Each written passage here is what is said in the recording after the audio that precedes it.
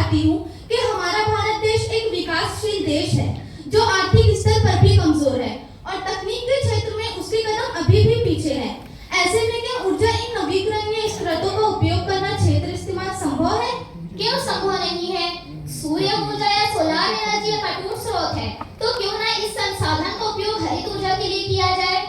क्या आपको मालूम नहीं, भारत के कुछ क्षेत्र में इस तरह से ऊर्जा प्राप्त करना एक कठिन कार्य है, क्योंकि यह क्षेत्र उत्तरी दिशा में है और इसे संसाधित करना भी एक कठिन कार्य है। शायद मेरे साथी को यह पता नहीं है कि भारत एक ऐसा भाग्यशाली देश है जहां 365 दिनों में से 250 से 320 दिनों तक सूर्य की भरपूर किरणें मिलती है और ऐसी ऊर्जा को जमा और संग्रहित करना ही बुद्धिमानी है। मेरे सहयोगी को यह भी विचार करना चाहिए कि प्राप्त ऊर्जा को लंबे समय तक संग्रहित नहीं किया जा सकता और ऊर्जा में प्रयोग होने वाले उपकरण भी बहुत महंगे होते हैं और मरम्मत की लागत भी बहुत अधिक है।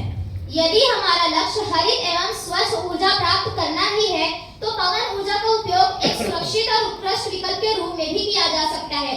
भारत में 49,132 मेगावाट बिजली उत्पादन क्षमता है और हमारा देश अब दुनिया का 5वां सबसे बड़ा पवन ऊर्जा उत्पादन करने वाला देश बन गया है।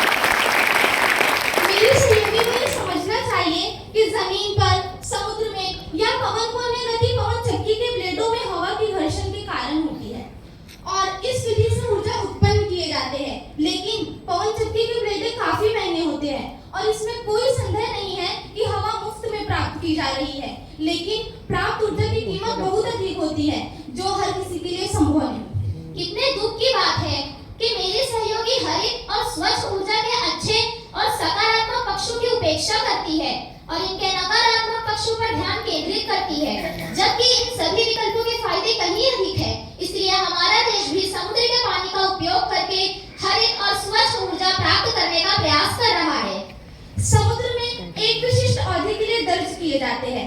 इस प्रकार यह प्रक्रिया अधिक कुशल नहीं होगा। मैं चाहती हूँ कि मेरे सहयोगी को यह समझना चाहिए कि भारत एक विकासशील देश है और हरित ऊर्जा जैसे आदान प्रदान का उपयोग करके विकसित देशों की दौड़ में शामिल होने का प्रयास कर रहा है। बेशक इन सभी तरीकों में कुछ समस्याएं हैं, परंतु हमें रुकने की बजाय उन समस्याओं को हल करना होगा और हरित और स्वच्छ ऊर्जा पर्यावरण प्राप्त करने की गति बढ़ानी होगी। तुम्हारा सुझाव अपनी जगह सही है, लेकिन भले ही वह सूर्य ऊर्जा, पवन ऊर्जा या समुद्र ऊर्जा हो, इन सभी कार्य में एक आम नागरिक ऊर्जा सुरक्षा में असमर्थ है और यह हमारी सरकार की जिम्मेदारी है कि उन्हें ऐसी योजना तैयार करनी चाहिए जो तेल सुरक्षा को सक्षम करे, हरित और स्वच्छ ऊर्जा को बढ़ावा दे। आप सही कह रही हैं कि नियोजन और क्रियान्वयन के लिए कदम उठाना सरकार की जिम्मेदारी है, परंतु मैं आपकी इस कथन से सहमत नहीं हूँ कि ऊर्जा सुरक्षा में आम नागरिक लाचार है, क्योंकि हमारे सामने जो समस्या है उसकी जड़ हमारे और आपके घरों से ही निकलती है और फिर उद्योगों, कारखानों और मिलों तक जा पहुँचती है। आप खुद सोचिए, हमारी अलमारी तरह तरह के कपड़ों से भरी पड़ी है, जूते, पर्स खरीदे जाते हैं और हर अवसर पर बदले भी जाते हैं। जरा सोचिए, क्या उनकी तैयारी में खनिज तेल का उपयोग नहीं किया जाता होगा? भला सरकार की योजना का यहाँ क्या मतलब है? यहाँ हर नागरिक को सुधार की शुरुआत खुद से ही करनी होगी। मेरे सहयोगी ने अभी जो सुझाव दिया है वह सब एक आम नागरिकों के जीवन को बदलने के समान है और मेरी राय में संभव नहीं है कि हर व्यक्ति अपने लिए ऐसी विपत्तियां लाए। मुमकिन है मेरी साथी, यह बदलाव कोई बड़ा बदलाव नहीं है।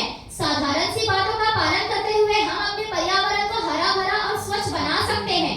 एक अच्छे नागरिक होने के दायित्व में निजी कार जैसी चीजें शामिल हो सकती है, जैसे कम दूरी के लिए सार्वजनिक परिवहन का उपयोग करने के साथ साइकिल जैसे गैर प्रदूषणकारी साधनों का उपयोग करते हुए पैदल ही चलना चाहिए।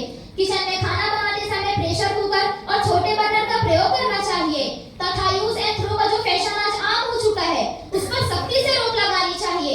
आप खुद सोचें, ऐसे सरल और सामान्य समाधान हैं जिनका प्रयोग न केवल ऊर्जा संरक्षण के लिए किया जा सकता है बल्कि हरित और स्वच्छ ऊर्जा स्मृत वातावरण बनाने के लिए भी किया जा सकता है।